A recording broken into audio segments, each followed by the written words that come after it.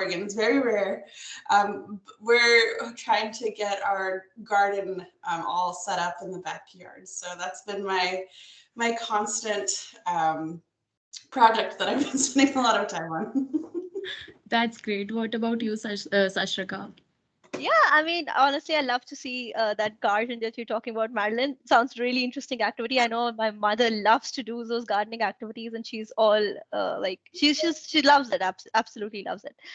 So yeah, I'm also involved in a bunch of things. I recently started learning French because I only knew like two languages before, which were like my mother tongue and English. So I thought that it's good to have like learn another language. So there's that, and yeah, I just recently started so with like a few months ago, I started working with a podcast within Microsoft. And so, yeah, we launched our first episode. And that's one other non technical activity that I love to be involved in. Yeah, that's great. Even I started reading books, and I started to learn guitar. So that's what I'm doing. Give me a second. I'll then start my presentation. Sure. So far, I haven't seen any messages in the chat of what people are working on non-technical. Yes. So people, you can also tell us, folks, you can also tell us from what technical activities you are involved in right now. Yeah, so we just moved to this house, and so the backyard is like a blank canvas for us. So we're setting it up and adding trees and furniture everywhere. So. That's love nice. it. Yeah. Even I I want to learn gardening, but I don't have a garden right now. But I'll surely learn from Marilyn soon. Oh, I was gonna say, this is very, very fresh of a skill for me too. I just figured, I have a daughter, and so I want her to kind of get that experience. So I thought it's something we could learn together. And I have something called an arrow garden, which would be really good if you don't have space for a garden. It's something that you can just have on your counter, and it automatically grows plants. Yeah, this is like the first time I've heard of the term arrow garden. So it's like there on your table, something which you can keep indoors. That's interesting. Yeah. And it auto feeds your plants too. So yeah, I have basil, I have dill, I have thyme, lots of things growing fresh, so I could add that into anything I'm cooking. That's love nice. it. Yeah. Even I heard it for the first time. Really? Nice. And that's definitely a good tip. Yeah. Okay. So I think we can start. And I hope my screen is visible too. Okay. Teams is really giving me a hard time today. Okay, never mind. So let's start. So hello everyone. This is for the first time that I'm doing a career panel discussion around a topic, women in tech.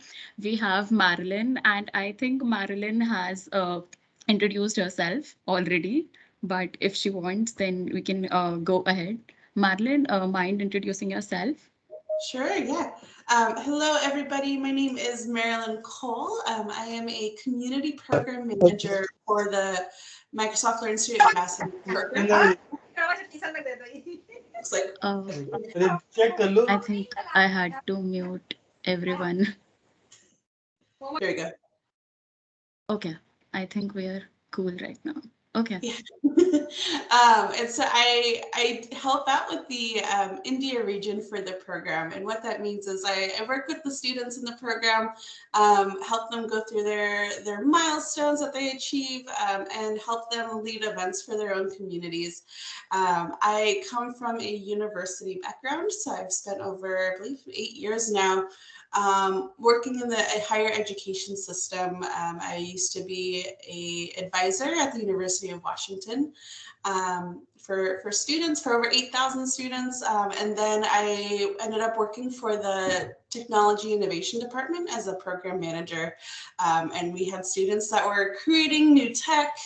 And I was also helping fostering that creativity and working with them. So I'm so glad I get to work with the students on the other side of that, working at the Microsoft and the tech industry level, and yeah, very happy to be here. Okay, so moving on, we have Sashrika Kaur. Sashrika, mind introducing herself?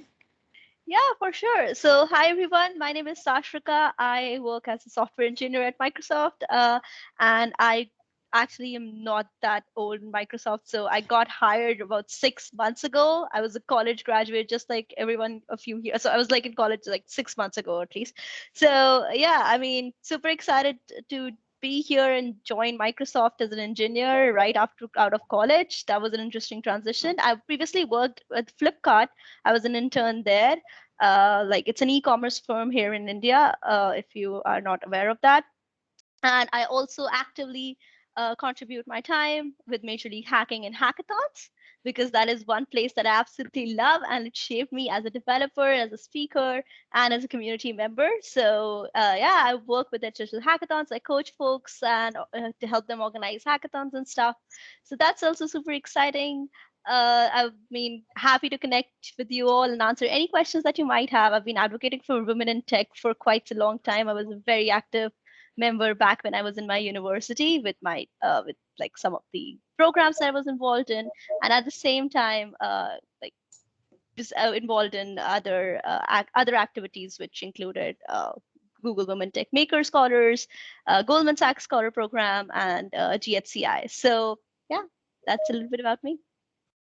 Thank you so much, Sashrika. And then that's me. I am Akansha. I am a Gold Microsoft Learn Student Ambassador, as well as a Google Developer Student Club lead. And I think we can move forward. People know me. Okay. So moving on, since you know that we three are panelists here, and I'm also a moderator. So first of all, I want to ask you both, what is your specific job? Like you told me that, right, you are working as a community program manager and Sashrika is working as a software engineer at Microsoft. But what is your specific job? What do you do in your jobs, in your particular jobs? And we can start with Marilyn. Okay. Yes, I feel like this position wears many hats. And what I mean by that is, in addition to working with students and helping answer questions, there's quite a lot of program development. So on the other side of that, if there's any projects that we want to facilitate to help grow the community, help grow the program, that's something each community program manager has to develop, propose, and then implement. And so there's quite a lot of different initiatives happening throughout the program. And as a CPM, you get to pick which initiatives you want to be a part of and help lead that and make sure students are aware of opportunities associated with it and work with partners. So that is another facet of this role is with me helping the India region. I am also connected to the Microsoft India team and I make sure that our colleagues there are showing up to events or aware of events that students are hosting. If we're doing any regional calls, as an example, that they can show up as speakers and so forth. So it is a lot of different type of work. Yeah, hopefully that answered the question. Yeah, we can move to Sashrika.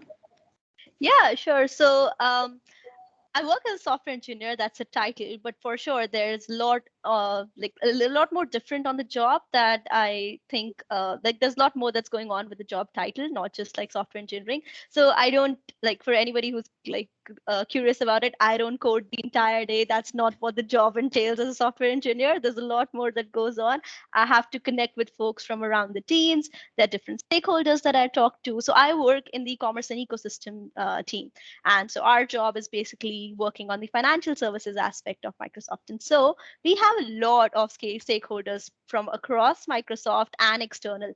So sometimes we talk to our PM, sometimes we talk to other folks, we get those data points and entries. Now I work in the data insights parts in general. So my job is to get those insights and then generate some meaningful information that our teams can use and then go ahead and make like some decisions based upon those points. So there's a lot that goes along the job, but at the same time it's much more fun if you're doing it together. So I think it's more about collaborating on what the projects are in Microsoft when it comes to software engineering, rather than just you sitting with your laptop and coding. Even in the virtual setup, we got a chance to collaborate a lot with teams, thankfully. But yeah, I mean, that is a little bit about what goes behind the scenes when you're a software engineer. Yeah, thank you so much. And I think it really clarifies what you do as a software engineer and what Marilyn do as a program manager. Thank you so much. And I think we can move ahead. So can you tell me what first sparked your interest in working in the tech industry? Why do you choose to work in the tech industry at the first place? Marilyn, do you want to take it first? Sure. I, as interesting as this is going to sound, I feel like I ended up here, but in a good way. And I really loved working with students at the university level. So when I was working at the University of Washington, as I mentioned, I had students who were working on creating these really cool projects that had an amazing impact on the world. And they came from various backgrounds, and they harnessed their backgrounds, learned new skills, new technical skills, and then created a project that was sponsored by different technical companies throughout Seattle. So as an example, Microsoft was a sponsor, T-Mobile, like Facebook. So this program had a lot of really cool things happening. And as a side of being an advisor, I would have that chance to see students kind of work on their projects, but I didn't have the opportunity to be on the other side of that, of seeing it from the technical standpoint. And that's something I thought I would be really, really cool. And so when I was working there, I was approached with an opportunity to actually join this team for Microsoft, and I loved that idea. So the students I was helping, as an example, attend the Imagine Cup and compete as a group, it would be from the other side of that now, and helping students from the student ambassador community join that too. So that's kind of what sparked my industry, or my interest in working in the tech industry. It grew over time, and I'm happy to be here. Yes, I totally agree on that. And since you are a program manager for India, I am closely related to you, and I have seen you that you are doing so much great at your job, and we really like you a lot. Oh, thank you. Thank you so much. Sashrika, do you want to go ahead? Sure. Yeah. I mean, honestly, first, I don't think I can top what Marilyn just mentioned about helping out students and stuff. I mean, that actually inspired me sometimes as well. Like when you are in your university and when you are enrolled in programs and there are like a lot of juniors reaching out to you as well. I mean, that definitely keeps your interests in the community. If like there's something that sparked your interest, but that's what like really keeps you going. For me, what sparked my interest was so I was like a young girl and just going to the arcade to just play some of these games that I really liked. And there was these VR headsets that were new back then. It was like my arcade had this really great VR headset. And I was like, it would be super cool to just develop one of these things someday, maybe. And then when my high school gave me a choice between, what subjects you want to choose, it was a no-brainer. I would love to work with computers because like even if I go for a medical, I don't think I can handle the pressure of somebody and like laying on the anesthesia under me and have to like cut him. No, I can't do that, but I think computers I can handle. So when it came down to science, I just hope that okay, it's easier for me to do computers because that's something I'm really interested in, and VR was always there to spark that interest and understand that there's a 3D dimension. Again, it's a world full of possibilities, right? So technology gives you a lot of opportunities to do anything that you want and be anything that you like. You don't have to change yourself in or like go out of your comfort zones, but at the same time learn something incredible and amazing. And that's what sparked my interest to work in the tech industry. So I got myself enrolled in a university and then just went on to start with a computer science program that would help me with the tech industry career. Yeah, that's awesome. That's really an amazing journey, and it was kind of similar to my journey also, because in my high school I wasn't even aware of computers, and then I started out everything in my university, and now I'm loving it. So it's really a great field to go in. Okay, we can move ahead. So, how much do you think the industry has changed since you joined? We can go ahead with Sashrika now. Sure. So I think so again, this is like a really good question because like industry, so the like the beauty of tech industry is that it changes every moment. There's a lot more that comes and goes. There are different trends that were there back when I joined my university and different trends right now. There are things that were really happening back then when students were all about learning those things. Like, and when I joined, ML was a huge thing, and right now everybody wants to learn game development or VR, and then like probably in the next year or so somebody else would like to learn something else. But the one thing that I think has remained constant and did not change even though in the industry trends changed is with the foundations and the basics that I learned, because that is something that definitely helped me grow my skills in other domains. You can always learn how to develop a game, or how to develop a VR application or bake an ML project if you like. But what you can't grow, or I wouldn't say can't, but I would say what is much easier if you already know the foundations and the basics of your skills. So anything related to like one programming language, if you like learn that and have that clear, you understand how it all works, how you understand computer networks and those systems, just the basic college subjects that you had, then those subjects take you a long way, because that is what I've seen like have they've not changed across the industry. So even so I was like ML was a super exciting thing back then. There are still a lot of communities that love contributing to ML. There's still a lot of communities that love web development. It's like an evergreen thing that goes on, and everybody loves to work code and React. So yeah, industry changes every minute. There's something new happening in the tech industry every moment. Anything that you learned before might be obsolete later, but what your basics and foundations are, that will not change. That'll help you grow, and that's the constant that remains. Yes, I totally agree on that. Students tend to, leave the basics and start with advanced skills. But what they should do is they should first understand the basics and then move forward. So I totally agree on that. Thank you so much, Sashrika. We can go ahead with Marilyn now. Yeah, I'm always amazed by how much the industry has changed.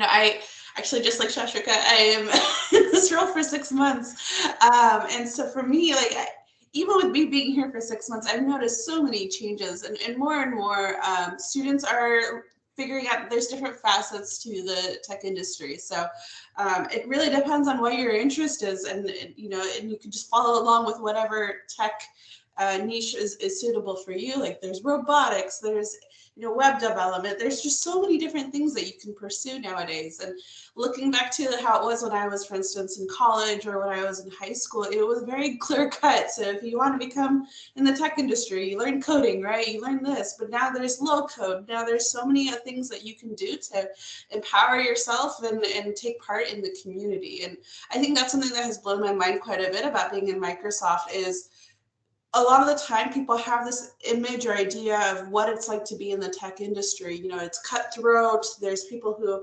are absolute, amazing people who are very specific about their job. And it's been that, but plus more. It's not cutthroat though, but at least from what I've noticed, it seems to be like a very strong community that is super, super open to harnessing or honing in on a specific technology and growing it and taking feedback and growing it even more to adapt to the community. And so I feel like that is just, it's going to continue changing for years to come. And I'm really excited to see what happens. And especially with the students that are in this program, they're going to be a part of that 100%. And so I'm excited to see where it goes from here.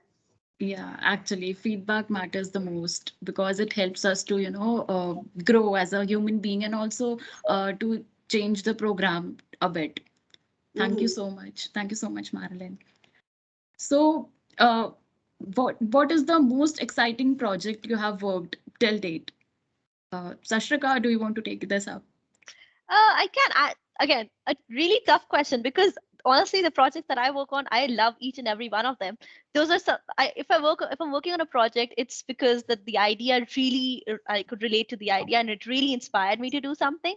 But yeah, I talk about the last project that I worked on, which was in the ML, like in Microsoft Hackathon itself. So Microsoft hosts like a global hackathon each year. So I joined as a new hire 3 months into the company, and there was this announcement of a hackathon coming up, and I was like, oh my goodness, I love hackathons. This is my chance to, build a project and, meet folks from across Microsoft to see and connect with those awesome people.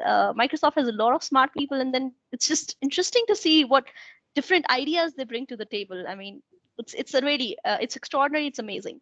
So I came there and I joined a team. A friend, I reached out to a friend of mine and told her like, "Hey, will you like join this team with me? Because I'm super scared to go alone." So she's like, "Yeah, for sure." I mean, she also wanted to go for a team, so we worked on this project, which was something we really related with. So we worked on a like I can't go into details absolutely, but I'll tell you what the theme was, which was mostly so onboarding as new hire is tough, right? And especially in a virtual world might not be the easiest job because you don't you sometimes feel like you don't know the answers to everything. How can you reach out to folks, stuff like that. So we just worked on a project that helps solve that problem statement, and we worked with folks from around time zones, so it was like really tricky to adjust to that. But once we had got the hang of it and we developed those projects in like 3 days, uh, we were so thrilled. We were like at the end of the hackathon, we were like, oh my goodness, I don't know if we win or we lose, but the best part about this entire event was the experience of it all. We created an amazing project. We met so many interesting people, and we got a chance to just like spin up something absolutely and truly amazing. So at the end of the hackathon, we were just like, we were happy with what we had, and we just submitted it. And like a month later, when the results came out, we were surprised to see that we won 2 prizes, and that was huge. We absolutely loved it because we celebrated, of course, virtually. But yeah, that was super amazing. Those projects definitely inspired us to do more, keep participating, and take it forward because we thought that we were doing something right with our project. That's awesome. That's awesome. And I can feel from your enthusiasm that you are a hackathon person. So we have third years in our call. So would you mind telling them what are hackathons and how they can involve in hackathons and everything? Would you mind telling them? Of course, yeah. So I think I started my journey with hackathon when I was in second year. Hackathons are like 24 or 48-hour events. They can be longer as well. But yeah, they're like sprints where you work on projects. You connect with teams from around the world. And if like it's a local hackathon, then you're connecting with folks from your college or your community. So you connect with them, you form a team, you work on a project straight for 48 hours. If you don't know a technical language, these are great places to learn those technical language and apply those skills as well. There are mentors available who you can reach out to if you're stuck somewhere. There are folks who are who are already working on that technology in the industry who can help you out. Let's say you have a problem in React, you're stuck with that problem, and working on a project on your own might be tough. You will face issues and you might not know all the solutions. So you can just reach out to someone in a hackathon because they're there to help you. And I mean, after that, basically, there would be a demo of your project where you speak about your idea, how it sparked, how it inspired you, and why you chose a particular tech stack and stuff. So you work on those, you pitch it to the judges, and yeah, if you created a good project, you win. Most hackathons I went to had this category called the best beginner hack as well. So during my initial days when I was like a beginner for the first 2 hackathons, I used to apply to that category specifically because that gave me a lot of confidence because I applied to something which I was absolutely eligible for. And at the same time, it was a category which did not just focus on, okay, did you created the most complicated tech stack, you picked the most complicated skills and you created something advanced out of it. No, it's more about the idea, how you presented it. Did you actually learn something new? So like you started the hackathon, let's say with zero skills, you had no idea whatsoever, but at the end of it, you know a programming language and you're good at it. So that's improvement, right? So they judge based upon that. And that was something which absolutely piqued my interest in hackathons. And so all of these events are great for you to build your projects. So if you want projects, if you don't think that you know a language, or you don't have projects that you want to share with other folks, or you don't know what you're interested in, whether it's web, app, ML, whatever it is, hackathons are a great way to experiment and explore. It's an easy, fun-going environment where you can just connect with folks who are already, used to all of these technologies. And so you can just go ahead and walk up to them and just ask, hey, can you help me out with this? I'm just interested to know more about it. Absolutely, absolutely. I totally agree on that. Hackathons are a great way to connect with people, to learn new tech skills, tech stacks, and everything. Thank you so much, Sashrika. Marilyn, do you want to take this question? Your most exciting project till date? Yeah. Yeah. First off, I always hear of so many students wanting to take part in hackathons and the amazing experiences they have. And so, as you know, everybody on this panel has mentioned this far, it's a great opportunity. I personally haven't had the chance to be a part of one, but I always see how many students just enjoy it and then grow from it and then take part in more. So definitely recommend it. In terms of what's my exciting project to date, there's quite a bit that I'm working on. I think one of my favorite projects that I'm working on right now that is still kind of in the works is a mentorship program. And kind of being part of a program manager role, you know, there's different types of program managers that exist throughout Microsoft, right? There's technical program managers that help teach the skill, that help grow a program based off of the skill or that technology. For me, the type of program manager that my role encompasses is more focused on growing the program and growing the community and engaging the community. So for me, what I tend to do is I look to see what is something that our program could benefit from. And I held several feedback sessions with Gold student ambassadors in the India region, and a lot of them mention mentorship. You know, they want to have the opportunity to be a peer mentor, to help guide new students in the program, and then the other way around too. So they want to be mentored by somebody through the industry or potentially an alumni of the program. And so there's different phases of this initiative that I'm taking over right now. And the first one is the pilot program in the India region. So we just tested it out for this past quarter of having Gold student ambassadors from India paired with brand new students that are joining the program. So I put together a very extensive checklist of how to get started in the program, how to make sure you're using all of your resources and you're attending all of the events that should be on your radar. And so a lot of what that entails is, again, collecting feedback, growing, and figuring out version 2.0 and 3.0 and 4.0. And so now what we're working on is creating a skeleton or a guide for other regions to implement the same, so that other students from America's region, from EMEA, for them to actually have that opportunity and have a peer mentor as well. And so later this week, I'll actually be doing a proposal on the type of program that would be easy for other managers to implement and how they can make it grow based off of their community. And so that's something I'm really excited about, because what that means is we have students connecting with one another and serving as a mentor. And so I hope to later, you know, grow that and make it available for alumni to take part in, and for, you know, Microsoft industry professionals to take part in and mentor our students as well. So TBD, but there's more coming.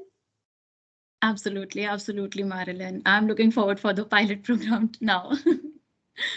Okay. Let's move on to the next question. So why do you think it's important for more women to join the tech industry? We can start with Marilyn. Yeah, I think it's important for everybody, you know, to take part in something that you feel super passionate about.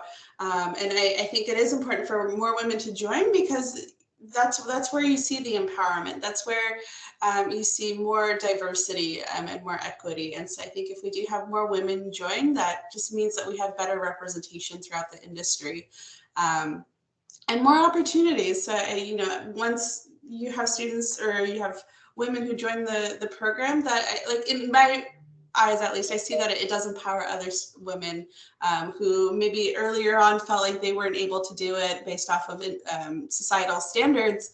You know, they feel empowered to go ahead and take part in that same industry as well. And so I think as many women as we can, you know, follow their passions and join the tech industry. I feel like that is exactly what our world needs. Exactly, exactly. Even we have more women this time in the student ambassadors program. Yeah. Right. Yeah. Thank you so much. In India. Yeah, specifically India. Thank you so much, Marilyn. We can move on to Sashrika.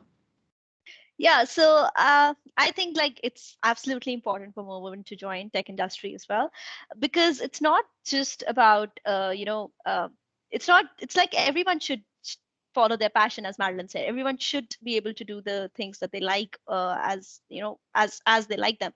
So tech industry gives you a lot of opportunities. And when it comes to women, I think a lot of folks, especially the college where I come from, a lot of folks think that they didn't belong in the tech industry. But I want to tell you that that's not true. We all belong tech. We are tech. And that's what makes it more empowering. It's the stories that matter. So if you are in tech, and you love the tech industry and you are, thriving here, it might inspire some other women to just participate, apply to a different program that they like, or like do something which they absolutely love. So it's all about doing what you love, but at the same time sharing your story with the world, so that someone else, like in some corner of the world, get inspired to do what they like.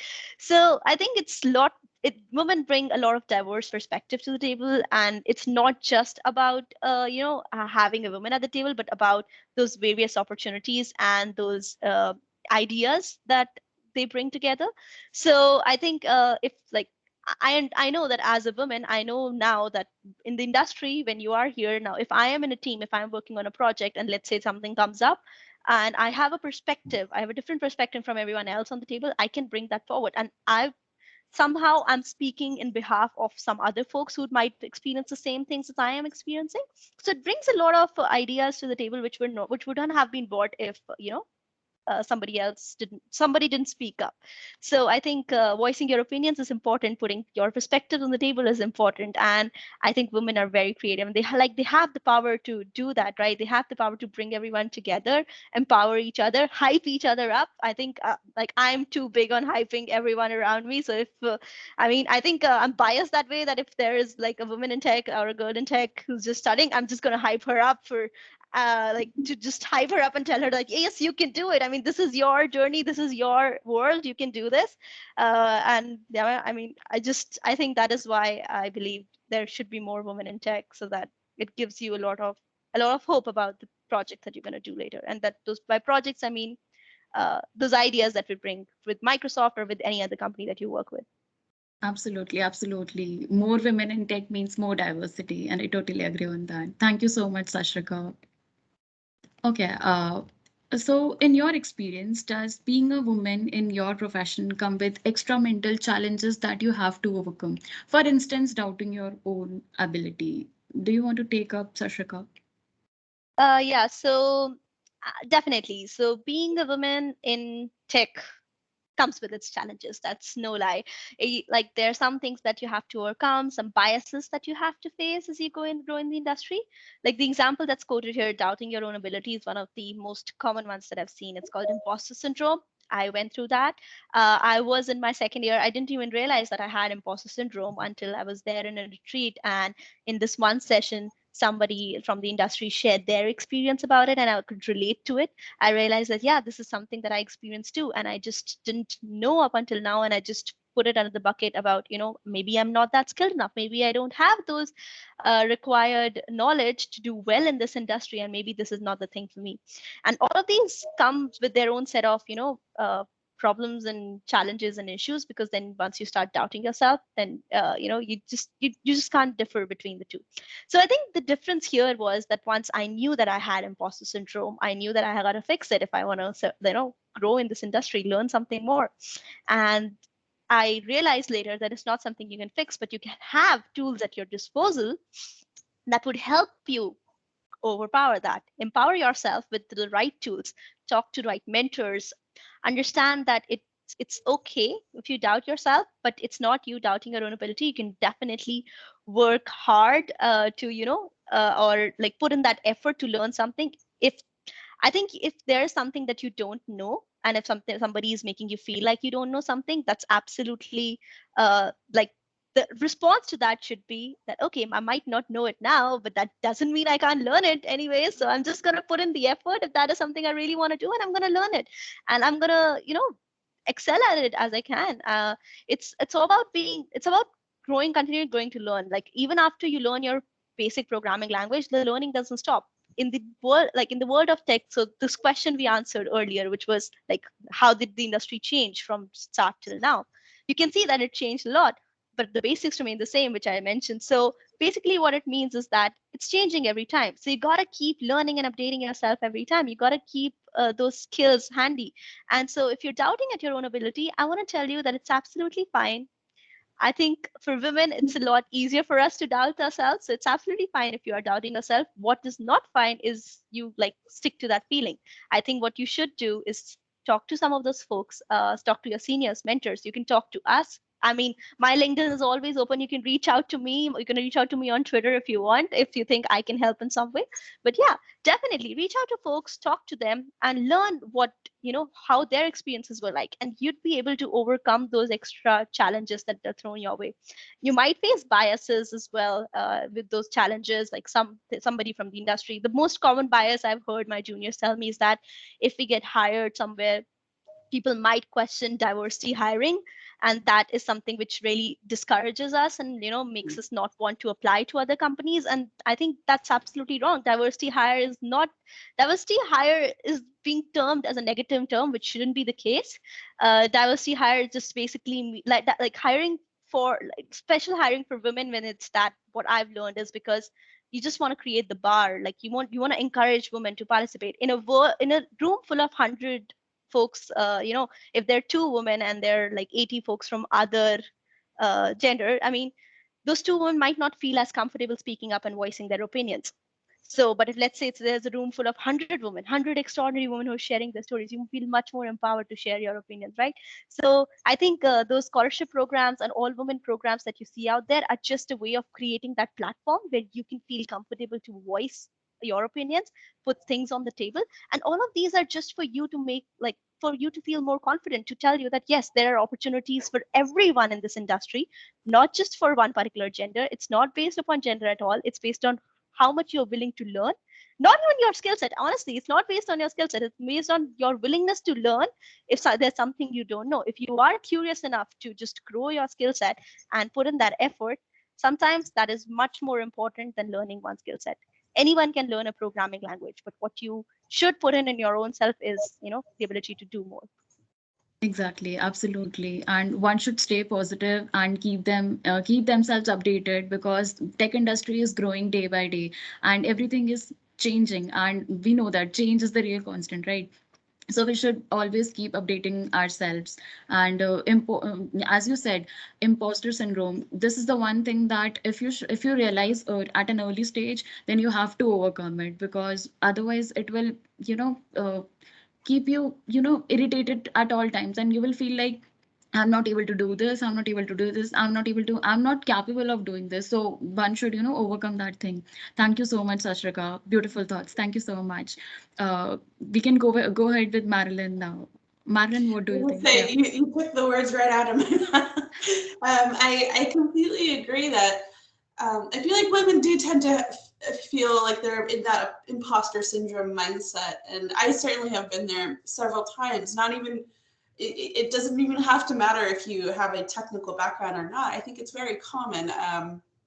For me, I've had various roles, and roles where I know I can do the job and I can do it confidently. And I think actually stepping into the tech industry, that was something new for me. And I wasn't sure, if I was executing all of the tasks as well as my colleagues, if I had been doing everything, that I could be doing as a program manager. And I think imposter syndrome is something that everybody can relate to at one point in their life or another. And so I have the exact same advice. Don't sit in your comfort zone. Always try to reach for more, open more doors. And I think that has been a piece of advice that somebody gave me once upon a time ago is, one thing always leads to another. Doors always open based off of any new opportunities that you decide to take part in. And so don't be afraid of that. If there is a skill that you want to learn, I'm sure it will open doors, and it really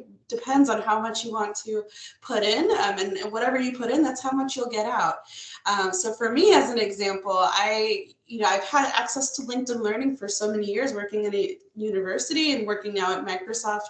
I started actually doing a brand new course so I could get the project management certification. And so, it's not a requirement of the role, but it's something that I wanted to do to challenge myself, just to make sure I wasn't sitting in that imposter syndrome mindset. And so, and I certainly recommend reaching out to your mentors. And if you don't have any mentors, don't sit in the shy bubble either. Reach out to whoever you think would be a great fit to help guide you through your next goal. And I've certainly done that even at Microsoft too, of checking in with other program managers who have been very successful in their role, and seeing what else I can do to grow as an employee, as a person, and even personally, like what can I do from my own time to make sure that I'm equipping myself with the skills needed to succeed. And so, again, imposter syndrome, very, very common. I think everybody experiences it, especially women, in my opinion. But I think having that ability to hype others up, I think that's a wonderful way of going about it as well. Absolutely, absolutely. And even what I think is people nowadays don't respect time. They lack time, actually. There are so many resources to learn on YouTube, on LinkedIn Learning, and everything. But people don't, they don't, use that resources to learn and grow. And then they feel like they are having an imposter syndrome, but that's not the case. So, yeah, I totally agree on that. Thank you so much, Marilyn. So, how do you combat biases in the tech industry? Marilyn, do you want to take it up first? Yeah, I think just checking yourself and checking your biases. So, if there is a perspective that you were raised with, or that you previously came from, just making sure that that is not interfering with the work that you want to do, and that you're open-minded and willing to see other viewpoints, other upbringings, or other ways in which people approach specific topics. So I think that is something that especially has been prominent with our generation, is looking at biases, making sure that that doesn't impact your work, and that you are approaching everything from a very neutral mindset. And in the tech industry specifically, as I mentioned, for me, I think I had the bias of, oh, Microsoft, cutthroat, people are super competitive, they want this specific individual. And then when you join, everybody here is a community and, everybody wants to see each other grow. And so again, it's just taking a look at, like, why am I thinking the way I am? And is there a specific type of way I should be thinking instead?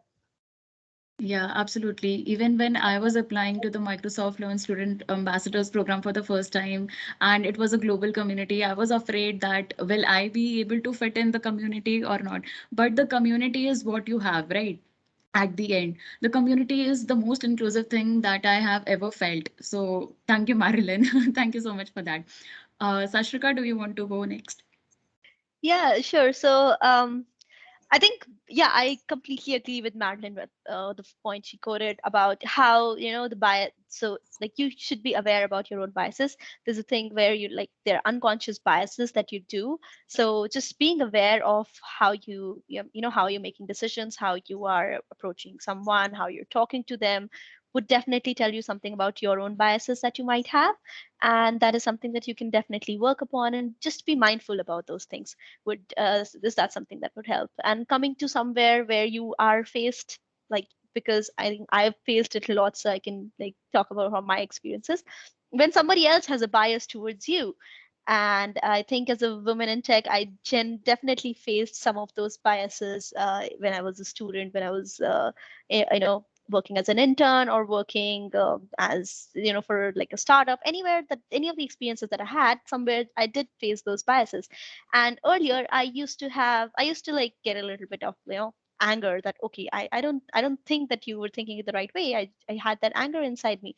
But later on I realized it's not much, like, it shouldn't be me who's going to be angry. I have to be a little more empathetic about it.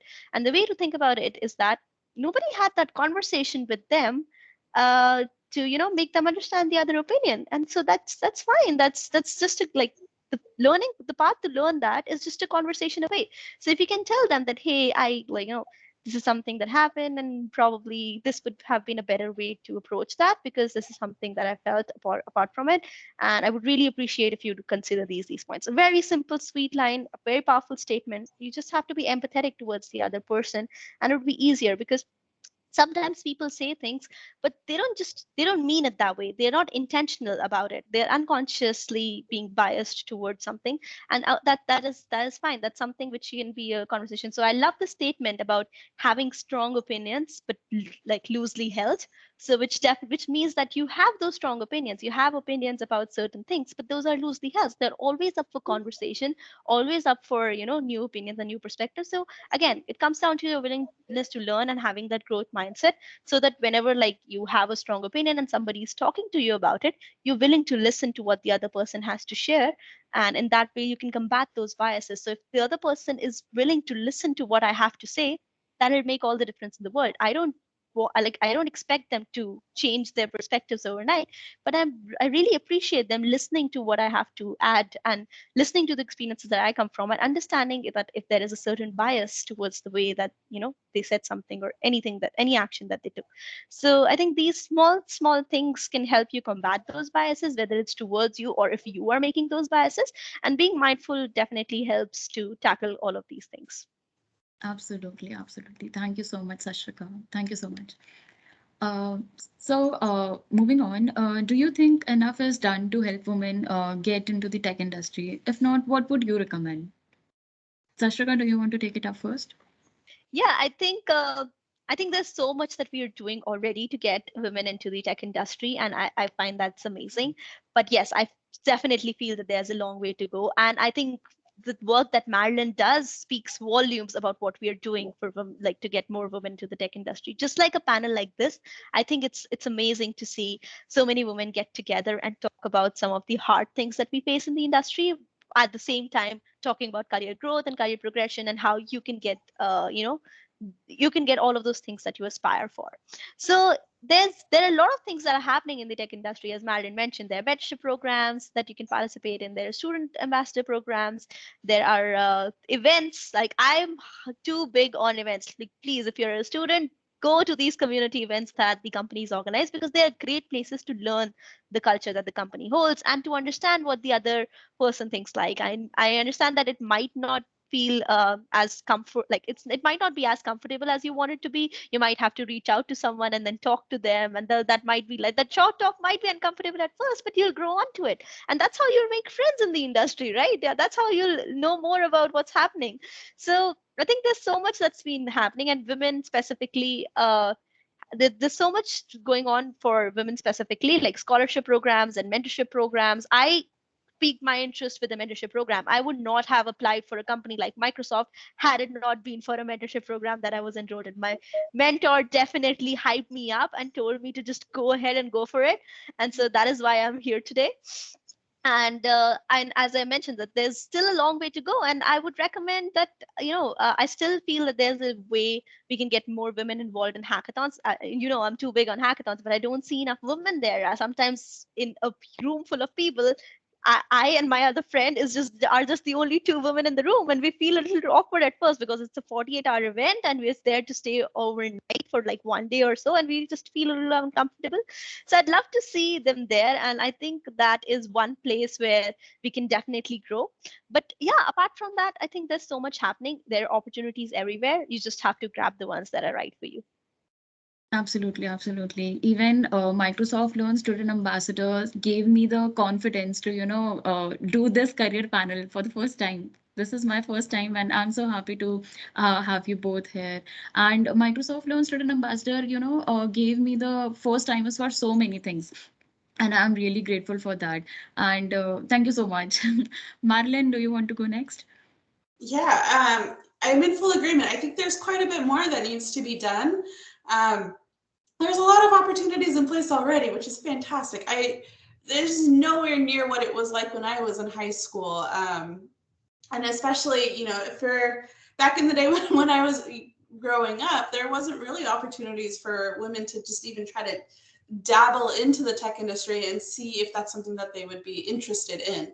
Granted, I came from a very small town. It was very expected that, you know, if you are a woman, a female, growing up in that community, you're going to become a nurse, or you're going to be, your profession has already been selected. And it was so apparent that, you know, as a high schooler, I thrived to get as many scholarships as possible. My goal was to go to a university and actually become a lawyer. I think that was my initial goal, was to become an attorney for immigration. And to do that, I was researching different universities and different colleges. And there was an honors college that I really wanted to be a part of. They had very strict requirements. And I remember going to my high school, and there was a counselor there, and I showed her my grades. I showed her everything that I've done within the community as a high school student. And she had mentioned, she's like, you know, we've only had one student in our high school for like the entire background, or the entire time. He was a male, you know, he is a male. He was the only successful one. I don't think you should apply. I don't think you have a good chance. And I think it really goes back to hyping and being there to empower other students. And had I listened to that counselor, I wouldn't have been able to sit where I am today. Instead, I didn't listen to that counselor. I wouldn't have applied. Weeks later, I got my welcome letter. I started into the honors program at the University of Oregon, and I also graduated at the top of my university, and I had triple majors, and then I went on to my master's program.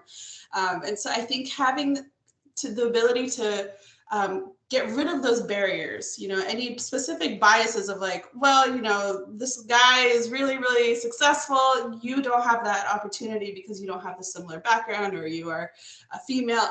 That shouldn't exist anymore. And I don't know how much it's changed since then. I hope it has changed quite a bit, but I do think that we could take a lot more steps in opening our arms and welcoming anybody who wants to be in the program. Whoever wants to be in the industry is able to do so and has all those tools at their disposal. Absolutely, absolutely. We should not feel less than anyone else, right?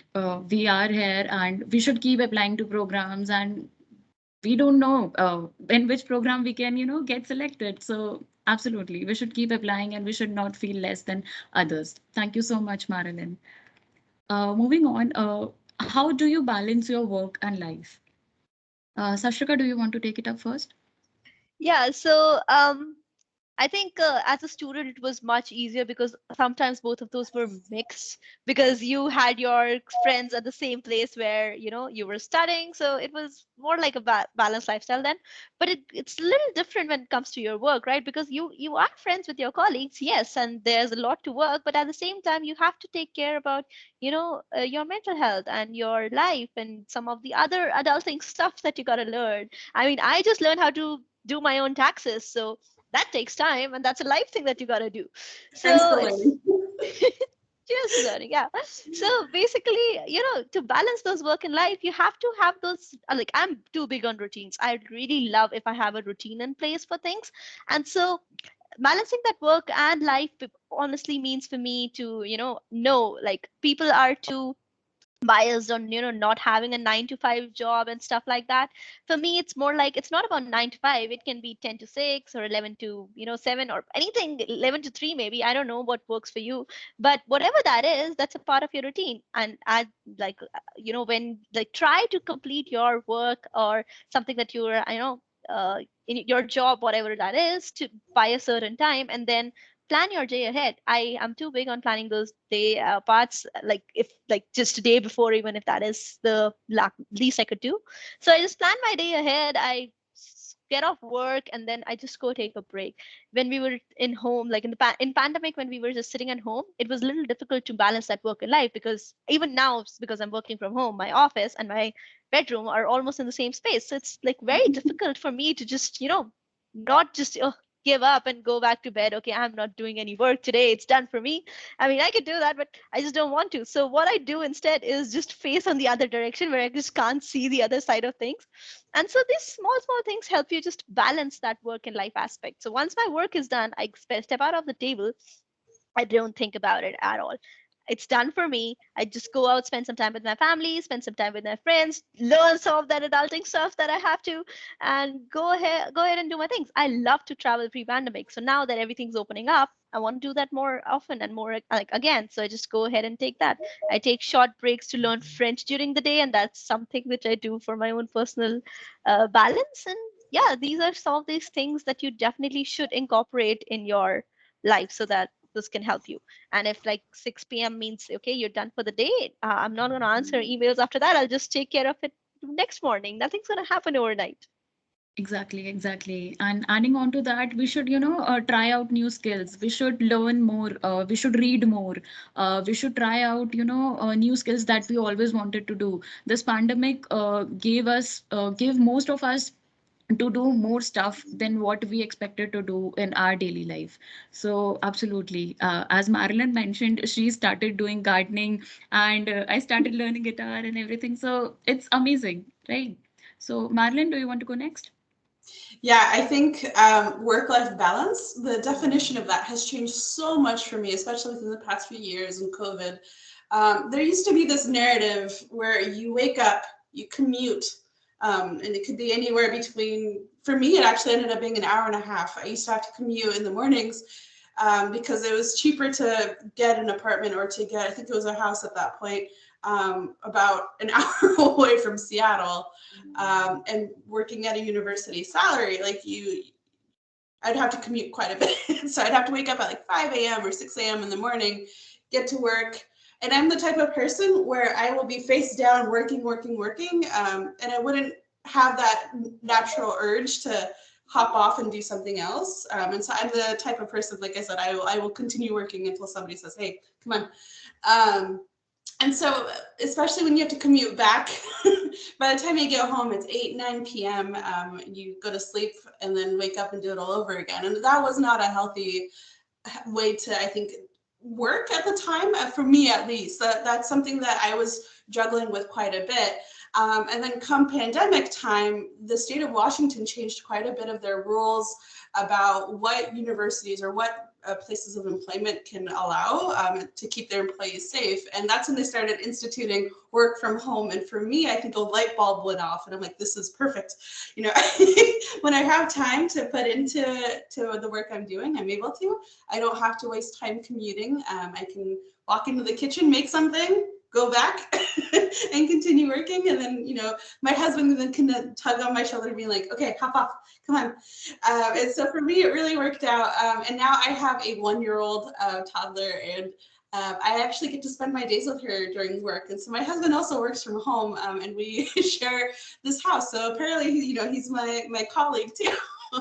And we watch our kiddo during the days.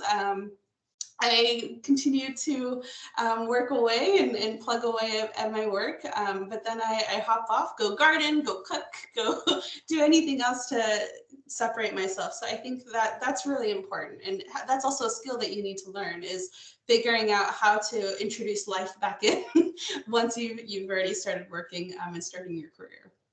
Yeah, even I remember when I was planning this career panel with Marilyn, I think in earlier 3 weeks, back 3 weeks, when I was, planning this whole career panel thing, I was not feeling good at that day. But after talking to Marilyn, my mood just lifted up automatically, because their enthusiasm is what made me feel good, right? So thank you, Marilyn, for that. Uh, Absolutely. Okay. So we can move on to the next question. And this is the last question, I suppose. So what advice would you give to women entering the tech field? Anything you wish you had known when you were entering into the tech field? Sashrika, do you want to take it up first? Yeah, okay. I mean, advice, like anything that I wish I had known. I think there are a ton of things that I wish I had known when I was entering the tech field. But the one that completely stands out is that if somebody tells you that you can't do it, just don't listen to them, because that is something which is completely untrue. And if even if they don't say it out loud and then lying from their body language, just don't listen to them, because that is not true. You can do it. You can learn a programming language. You can crack that interview. You can do all of those things that seem impossible, because they are not. Like entering into Microsoft was a huge thing for me. When I first entered into my university, the first day, we were told that, okay, this placement season comes up, and then Microsoft is visiting the campus, and then, a lot of students apply, but only 4 of you get hired out of, like, say, 400 people. I was like, oh my goodness, the odds are not good. They're not in my favor at all. And at the end of the 4th year, once I've given the interviews and once I was done with it, it did not seem scary at all. The interviews felt more like a conversation with another human being. And it was more like, okay, I get to learn from experiences of these amazing mentors who've been there and done that. And so you can always learn, you can always grow, you can always do those things that others seem like, others say that are not something which you can achieve. We can do that. And the second thing that I'll give you an advice, is that something which I realized a little later, I think at the end of my first year or second year in my career, is that you can't do it alone. So go to communities, go to events, find friends, find the folks that you know align with, find you respect your ideas, and find mentors. That's the most important part. If you find mentors, then it'll be much easier for you to navigate the space, because you have someone to reach out to in case you're stuck and in case you don't know what to do next. So those are like, I have my friends, I have my family. I call them, the board members of my life, because if there's something wrong, I just reach out to them and say, hey, I'm stuck here. What would you have done if you were in my place? And perspectives are important. If you hear from someone, it's a lot easier to make that decision. It's a lot easier. As simple as what programming language I should learn. I reached out to a bunch of folks to know what their experience was like when they were picking out their first, because that even seemed like a big decision back then, which, you know, spoiler alert, is not. Just pick one and learn it. But yeah, advice would be just to go ahead, find that community, find those mentors, and just like, you don't have to do this alone. And at the same time, the second one would be that you can do it. You just have to put in that effort that's required. It won't be as easy as it sounds, but then again, if you want something, I think you'll automatically be willing to work for it. It's not something that is impossible in case you love to do that. So just find something that you love. Tech industry is not just software engineering. Marilyn is a great example of how you can work on different roles in technical program management, product management, developer relations, and other stuff that's out there. So it's more about finding your own niche and then taking that forward. Absolutely. As Sashrika mentioned, that we should not, afraid of using anyone's help. We should always reach out to people that are good at what they do, right? And recently, what I felt was Twitter is a great community. Twitter helps you grow as an individual. Even I started reading books because of Twitter only. I started thinking about why people are telling me to read Do Epic Shit, The Psychology of Money, and everything. And after reading those books, I felt that this is actually what I wanted to do, and I can relate to. So Twitter is a great community. You folks, you should have to join Twitter and follow the great people, and you will always feel positive about around you and about you. So thank you so much, Sashrika. Marilyn, do you want to go next? Yeah, I think my biggest piece of advice is make use of every single opportunity and resource that you have available. As I mentioned, try to open as many doors as possible, because what's amazing is if you do have many doors that are open, you get to decide which door you want to walk through, and make that path more solid in whatever it is that you want to focus on for your career, and spend all day doing it. You get to decide that. So right now, when you have the ability, the time, spend your efforts reading through different resources that are available, joining programs like this student ambassador program, making use of your mentors, making use of your current network or building your network, so that, like I said, you could open more doors, and see what else is out there. I was very notorious for doing various internships throughout my college years, and seeing what I liked, what I didn't like, and which path I wanted to take. And so, as an example, that is what you need to do. When you do have that opportunity, go ahead and see what you like, you don't like, and go from there. Absolutely, absolutely. Amazing. Thank you so much, Marilyn. We can move ahead. So, time for the audience Q&A. So, folks, if you have anything that you want to ask from Sashrika or Marilyn, go ahead. We have one question. Yeah, I was gonna say, I do see one question about having relevant skills to join hackathons, but I'll let you or Shashrika answer that one. Yeah, so I would say that is like the only relevant skill you need is the willingness to learn, as I already mentioned.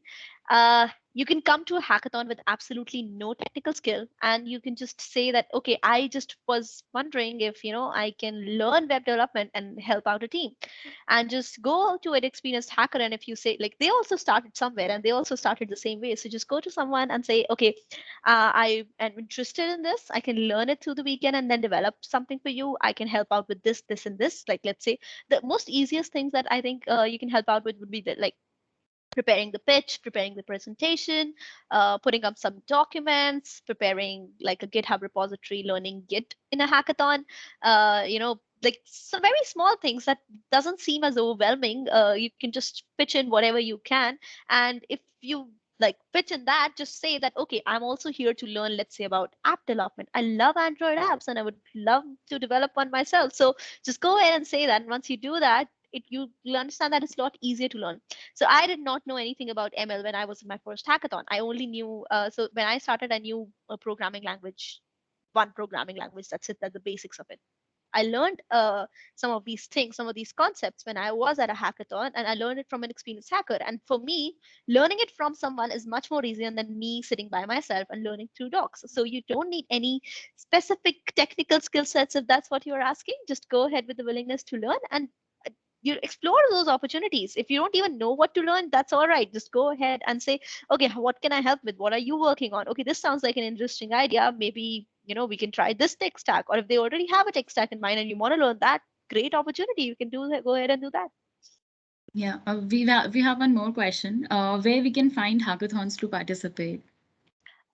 Interesting. So I would recommend there are some amazing websites that you can go ahead and try out. There is mlh.io/events. This website is from Major League Hacking, and they highlight some of the amazing hackathons that happen throughout the year, or like some of the ones that are recent ones as well. They have many hackathons that come up. The second website I would recommend is DevPost. A lot of those hackathons, company hackathons, are hosted there.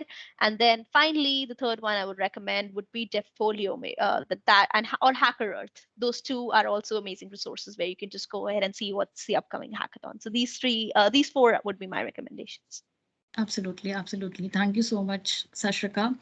I don't see any other question.